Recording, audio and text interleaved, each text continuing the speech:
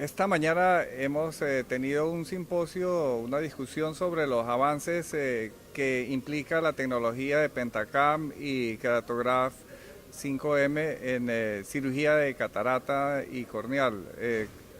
Participamos con el doctor Joaquín Fernández de España y trajo algunos muy buenos enfoques hacia cómo maneja la evaluación de los pacientes antes de cirugía corneal y cirugía de catarata. Joaquín, ¿nos puedes indicar cómo esto está evolucionando, tu forma de pensar, tu enfoque del paciente? Sí, pues como hablábamos en la presentación, yo creo que la perla que me he quedado, lo más gráfico ha sido una frase tuya, ha sido el hecho de intentar resumir lo que es el dióstrio corneal solamente en 2 cifras. Yo creo que me he quedado con ese concepto, eso se nos ha quedado estrecho.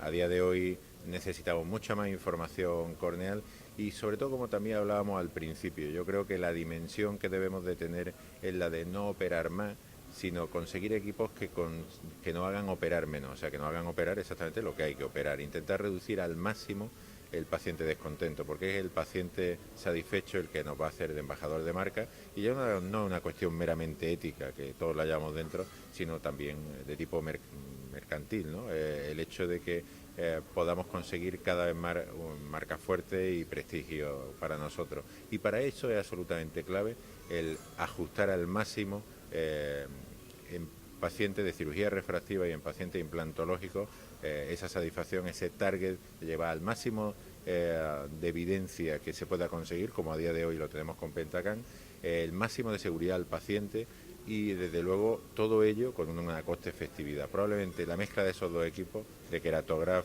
y de Pentacam a día de hoy, en nuestra opinión, la que nos va a dar mayor información y la que nos va a desvelar luego máxima satisfacción para el paciente. Claro, eso vale la pena recalcar. Esos son tres principios que los mencionaste o tres lineamientos serían, es decir, los puedes recalcar todavía un poquito más, reforzarlos. Era Sí, evidencia. yo creo que y de hecho es una gran avalancha. Yo creo que está creando tendencia a Estados Unidos como siempre, el Obamacare y se está basando el hecho de que antes, como hablábamos nosotros, se hiciera el pago por acto médico estaba haciendo demasiado ruido y probablemente tenía efectos perniciosos. Nosotros debemos ser los primeros, el médico debe ser el primero, el que dé un paso adelante hacia una práctica clínica cada vez más basada en la evidencia. Desde luego el mayor peso de evidencia puede estar por parte del metaanálisis. Me quedo también con ACMEC, un análisis que hizo basado en evidencia en metaanálisis anteriormente, pero con una reflexión crítica en cuáles son incluso los métodos de cada metaanálisis, de evidencia, punto uno. Punto dos, la seguridad del paciente. Debemos de velar cada vez más porque nuestra actividad sea la que más seguridad genere en el paciente, la de no crear daño, hablando del pensamiento hipocrático, y desde luego todo ello a nivel de coste-efectividad. No debemos de intentar conseguir cualquier objetivo a cualquier coste, probablemente deba de estar muy regulado. Probablemente ese peso tenga que tener mucho más peso en sistemas públicos de salud, pero también desde luego en sistemas privados que estén ajustados. Debemos de velar por el máximo valor que generemos al paciente con una contención adecuada del presupuesto. Claro. Y a futuro, ¿cómo visualizas eh, estas tecnologías? ¿Qué caminos nos abren al futuro inmediato?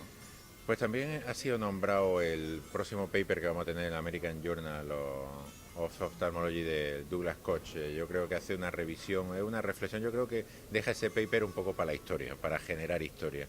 Es un paper que yo recomiendo leer y que habla del enigma de la córnea a la hora de hacer el cálculo biométrico. Al final hace una reflexión preciosa de hacia dónde vamos. Él piensa que la clave va a estar cada vez más en la córnea, eso apoya el hecho de que tengamos cada vez más equipos basados en el estudio analítico de esa córnea, no solamente en interferometría. La interferometría fue un gran paso hace 5 o 7 años, pero a día de hoy lo que necesitamos es sumar la interferometría con el estudio exhaustivo de la córnea y agrupado en fórmulas creadas por Ray Tracing, y él también planteaba, quizá más en el largo plazo, el hecho de poder ajustar fino con lentes que puedan ajustarse a la luz o incluso con femtosegundos. Probablemente todo lo que tengamos, estábamos hablando antes que también tenemos los femtosegundos al ralentí, esperando un gran avance que desde luego va a venir por la vía de la lente intraocular y por el ajuste biométrico con estos equipos que tenemos. Muchas gracias, Joaquín. Muchas gracias a ti, Excelente Eduardo. tus puntos de vista. Un placer haber estado con el maestro.